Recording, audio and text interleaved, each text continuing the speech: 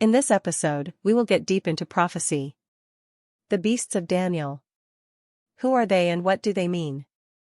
I won't be including much scripture, so please get your King James Bible and follow along. You might also want to take a few notes. I hated history in school, it was boring to me, but when I started studying the Bible 17 years ago, I had no idea how much history I would learn. I find it much more interesting learning through scripture.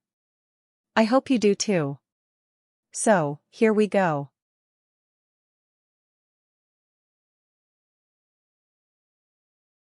In the first year of Belshazzar, king of Babylon, Daniel had a dream. History says that Belshazzar was Nebuchadnezzar's grandson and the son of Nabonidus, the last king of Babylon. Nabonidus spent years in the northern areas of the Arabian Peninsula and left Belshazzar in charge of Babylon. Anywho, back to the dream. Daniel had a dream and wrote it down. In his dream the four winds blew upon the great sea and four beasts came up from the sea, diverse one from another. The sea is a symbol for a multitude of people. Jesus made his disciples fishers of people, and Revelation 17 tells us the meaning of the waters. Therefore, these beasts come from a multitude of people, kingdoms. Each one was different from the others. The first beast was like a lion, and had eagle's wings. Daniel watched it until the wings were plucked off and it was lifted from the earth and made to stand on its feet like a man, and it was given the heart of a man. This is the Babylonian Empire when Nebuchadnezzar's heart changed toward God. The second beast was like a bear and it raised up itself on one side, and it had 3 ribs in its mouth between its teeth. It devoured much flesh. This is the Medo-Persian Empire. The raised side was Persia because it was stronger. They conquered Babylon, Lydia, and Egypt, which is the 3 ribs. The third beast was like a leopard that had 4 wings and 4 heads, and dominion was given to it. The leopard with 4 wings represents his swift conquering speed. This was the Grecian Empire. Alexander the Great conquered the known world with great speed. His empire was divided among his 4 generals when he died. These are the 4 heads. The fourth beast was dreadful and terrible and exceedingly strong. It had great iron teeth and devoured and broke into pieces and stamped the residue with its feet. It was very different from the others and had 10 horns. This beast has 1 head and 10 horns. 1 kingdom with 10 kings, or rulers. This is the Romans. The Romans had many more kings, emperors, and governors, but it did go through about 10 phases. Meaning it broke into pieces. These horns are the Roman Kingdom, the Roman Republic, the Roman Empire, which later divided into Western Roman Empire, which turned into the Holy Roman Empire and later became the Holy See, or the Vatican, and the Eastern Roman Empire, known as the Byzantine Empire, which had 3 rump states, the Nicaea Empire, the Trapezuntine Empire, and the Thessalonica Empire. Daniel watched the horns, and a little horn came up where 3 were plucked out. This little horn had eyes of a man and a mouth that spoke great things. This beast had 10 horns. A little horn came up after 3 others were plucked out. 10 kingdoms, minus 3 kingdoms plucked out, equals 7. Plus 1 kingdom came up, equals 8. Revelation 17 verses 10 to 11, and there are 7 kings, 5 are fallen, and 1 is, and the other is not yet come, and when he cometh, he must continue a short space. And the beast that was, and is not, even he is the 8th, and is of the 7, and goeth into perdition. This 8th horn is the Antichrist. I will explain that more when I finish the beasts of Revelation study. The Byzantine Empire was basically all that was left of the Roman Empire. The fall of the Roman Empire was the defeat by the Ottoman Empire, which were the Muslims. The Ottomans took over and annexed the Byzantine Empire territories, which then uprooted and dissolved the 3 Byzantine rump states. These are the 3 plucked horns. Basically, the Byzantine Empire was added or absorbed into the Ottoman Empire. This is the little horn that came up. A man will come from this Ottoman horn. He will be the final Antichrist. The Bible calls this man, the Assyrian. Revelation states that Satan's dwelling place and seat are located in Pergamum, which is present-day Bergama, Turkey. This was the capital of the Byzantine Empire until it was moved to Constantinople. Now, I could be way off on this, but it does line up with my Beasts of Revelation study, which shows more about the past empires. It is interesting to note that when the Ottomans took over Constantinople, the last capital city of the Byzantine Empire, named after the first Roman Christian emperor, Constantine, they changed its name to Istanbul. I see this as more proof of Satan using Ishmael to replace symbols of the one true God and make room for his Antichrist. Now, while the Roman Empire is considered fallen, it still has a huge influence over God's people through the Vatican. In another study, I will show you what Ishmael has to do with the end times. Remember, Daniel is still living under the Babylonians at the time of this dream. These empires did not exist yet. Daniel watched this horn until the Ancient of Days sat on the throne. His garment was white as snow and his hair like pure wool. His throne was like a fiery flame and his wheels as burning fire. A fiery stream issued and came forth before him. This throne is Ezekiel's wheel. Thousands upon thousands of angels and an innumerable amount of people stood before him, and judgment was set and the books were opened. Daniel watched the little horn and heard the words it spoke until the beast was slain and given to the burning flame. The rest of the beasts had their dominion taken away, yet their lives were prolonged for a season and a time. These empires, while no longer empires, are still present today. In the way government is ran, sports are played, architecture, and some fashion.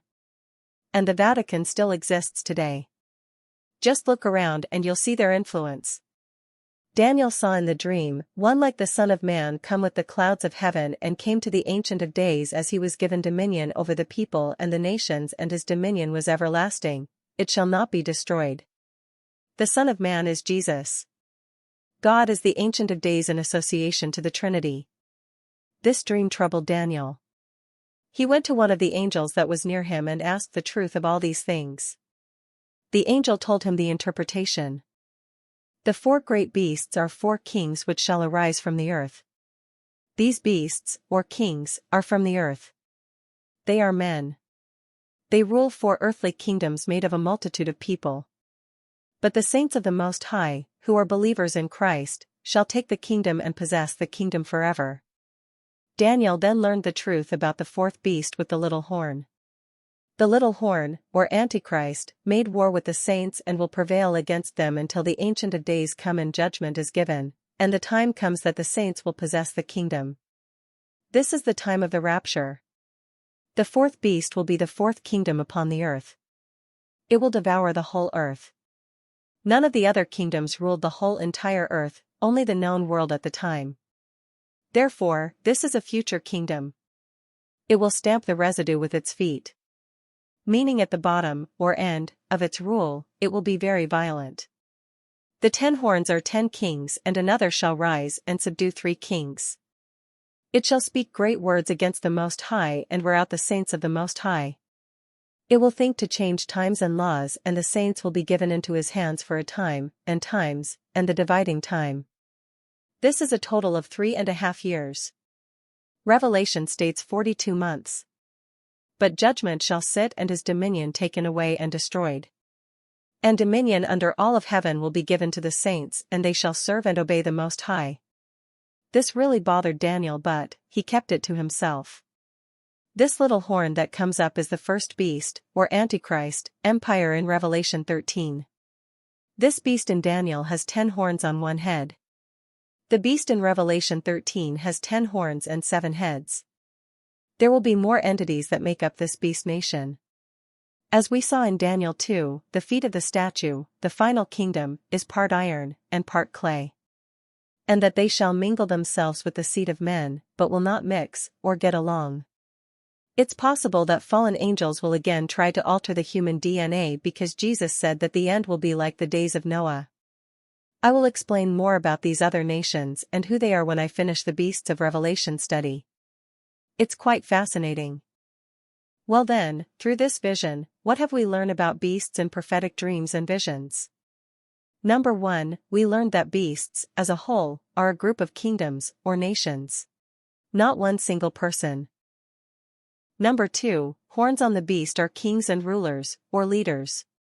These kings represent their kingdom. Number 3, heads represent kingdoms or nations. Sometimes they do represent a leader, but are referred to by their kingdom. Number 4, the sea represents a multitude of people. A beast rising from the sea means the kingdom, or entity, is made up of many people because waters mean many people, and the sea is a huge body of water, showing that it is a large group of people. And, while I don't hear many teach this view, it's what I'm shown in prophecy. The earth represents something from man, or man-made. A beast rising from the earth means that it is man-created. It could be a corporation, an assembly of persons, or a religion. It's made from a small group of people. Number 5, when God shows us these kingdoms, He keeps them in order. When we look at history, go from one to the next, and just as this beast was a continuation of Nebuchadnezzar's statue, the beast in Revelation is a continuation of this beast. I will show you what I mean in the Beasts of Revelation study. Also, concerning Revelation, there are 4 beasts, not just the 2. They are different, however, they are all tied together. And the final, most important thing we have learned, is that Scripture interprets itself. God sent Gabriel to tell us what these things mean. We just have to look through history and find the match. Daniel didn't have the luxury of knowing what is now history. These are things meant of this beast and they still have the same meaning for the Revelation beasts. We just don't have all the matches for them yet. But if we follow the breadcrumbs given to Daniel, we will spot the missing pieces very soon.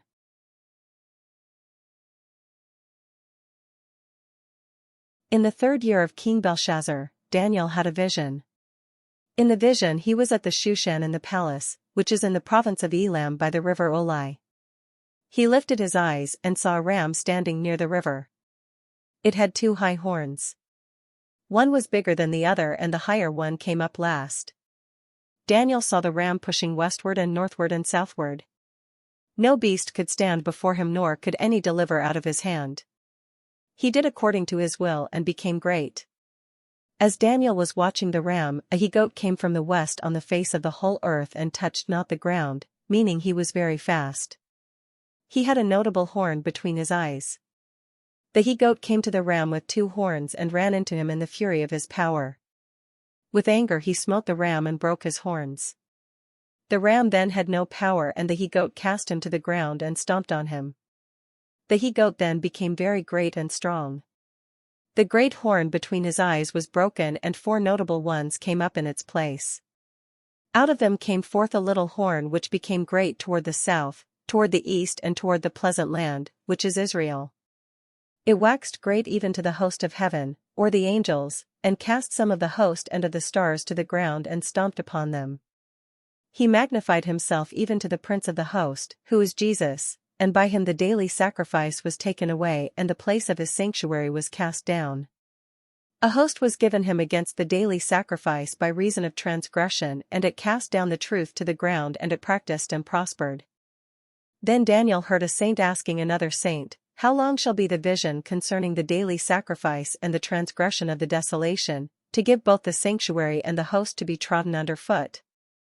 And the other saint said, "Unto 2,300 days, or about 6 years, then shall the sanctuary be cleansed."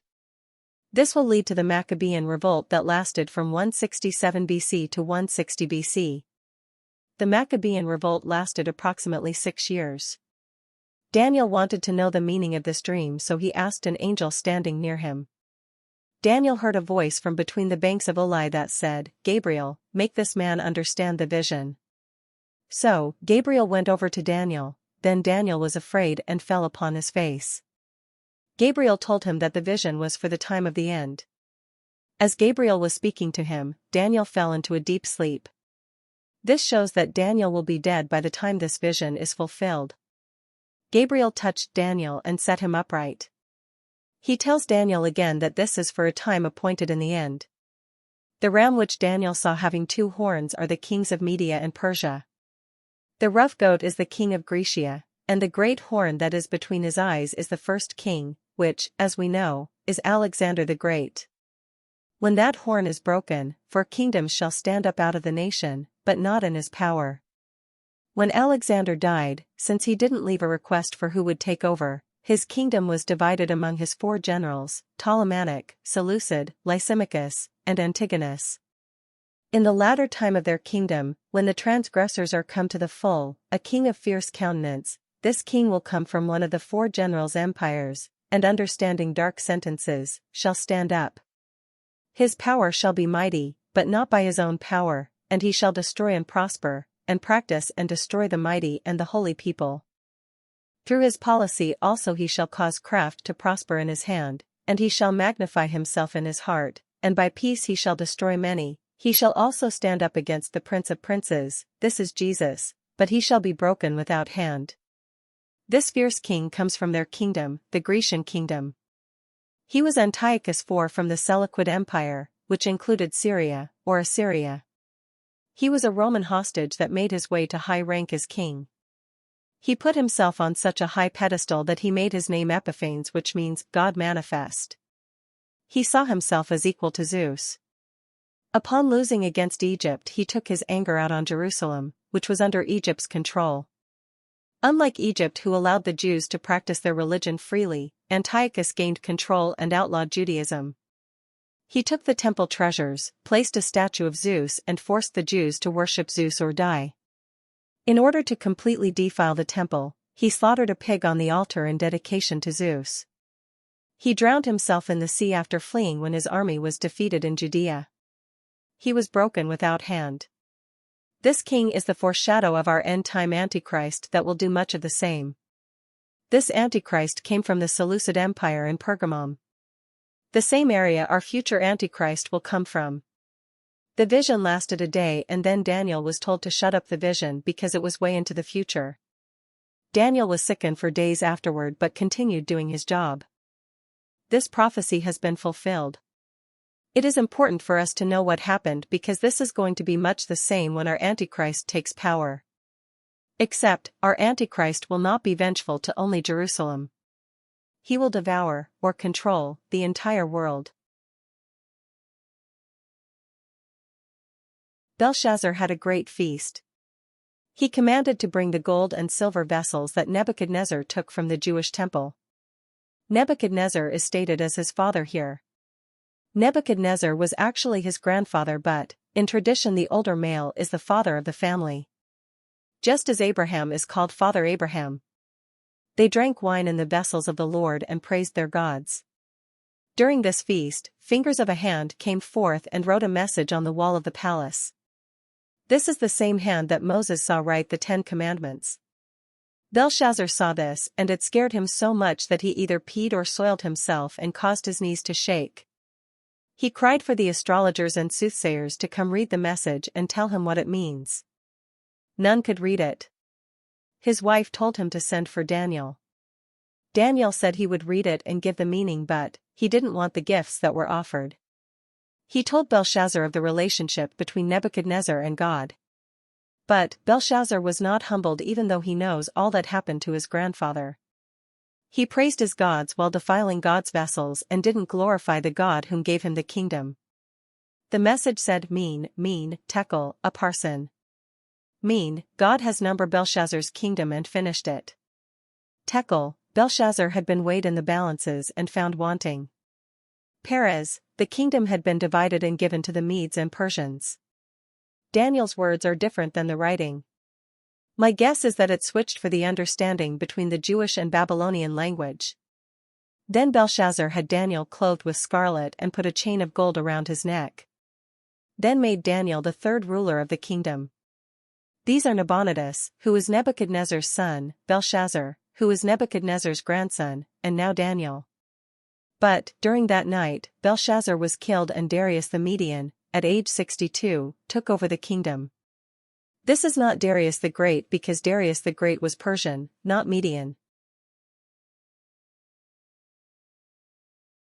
Darius, age 62, assigned the leaders of his kingdom. 3 presidents were assigned over the princes. Daniel was one of these presidents. Daniel was favored among all the presidents, and Darius thought about giving him rule over all the realm. The other presidents and princes were jealous and sought to accuse Daniel of wrongdoings toward the kingdom but could not find any fault. So, they decided to find accusation against his religious beliefs. They all counseled together and made a decree that no one was to worship any god or man except the king for 30 days. If they were found guilty, they would be cast into the lion's den. King Darius agreed to this and signed it into law. Now when Daniel heard about this new law, he went home to pray to his God just as he had done 3 times a day forever. His accusers saw Daniel through the open window and they went to tell Darius. Darius was displeased with himself that he signed this law and now it can't be changed according to the Medo-Persian rules of law. He tried hard to find a loophole because Daniel was his favorite. But he couldn't find one, so he had to bring Daniel in and cast him into the lion's den. He told Daniel that the God he serves would deliver him out of the den. Daniel was put in the lion's den. By this time he was in his late 80s. A stone with the king's signet was placed at the entrance to seal it closed, like Jesus's tomb. Then the king went to his palace. He didn't eat and he couldn't sleep. Very early the next morning he quickly went to the den to check on Daniel. He called to Daniel and asked if his God saved him from the lions. Daniel replied that God sent an angel to shut the lion's mouth because he was innocent. Darius had Daniel removed from the den and saw that no harm was upon him. Darius then commanded that all who had accused Daniel would be cast into the lion's den along with their families. And the lions ate them. Then Darius made a decree that all in the kingdom should tremble in fear of Daniel's God. Afterward Daniel prospered in the reign of Darius and in the reign of Cyrus. These 2 kings are Darius the Mede, and Cyrus the Great, who was Persian. Some try to say this Darius was Darius the Great, but Darius the Great was Cyrus the Great's son-in-law, and both of them were Persian. This Darius is Median. It is important to recognize this as we will find out why in the next study. For now, I have something for you to think about. Revelation 13 contains the first beast known as the Antichrist and the second beast known as the false prophet. Knowing what we have learned from Daniel, consider the second beast very closely. This beast comes from the earth. It's a man-made entity, or an organization with a small group of people. This beast has 2 horns, or leaders. Not just one. This beast is also the one doing all the work. It is the one that issues the mark, it is the one that tells the people to create an image of the first beast. It doesn't create the image. The people do. This beast is the one that gives the image life to both speak and kill those who do not worship the image. Therefore, the image itself will kill any that do not worship it. Not the beast. This beast has all the power of the first beast, but it doesn't perform miracles unless it is in the sight of the first beast. Consider the 2 horn leaders. They are like a lamb, but speak like a dragon. These leaders have a Christian appearance, but speak like the devil. They are blasphemous. One group will have control over world economy, world laws, and world military. Basically, world government. The other will be a religious leader. They will work together to control the people. Anyone you know? Leave your thoughts in the comments below. From what I have seen, things are going to be different than what you may have been taught. The first beast is not who you think he is. In the next study we will go over Daniel 9 through 12. It will include the 70-week prophecy, which might ruffle a few feathers because what I'm going to reveal is not something most teach. Subscribe to this channel for free so you get notified when it gets uploaded. And hit that like button if you enjoy learning about biblical prophecy.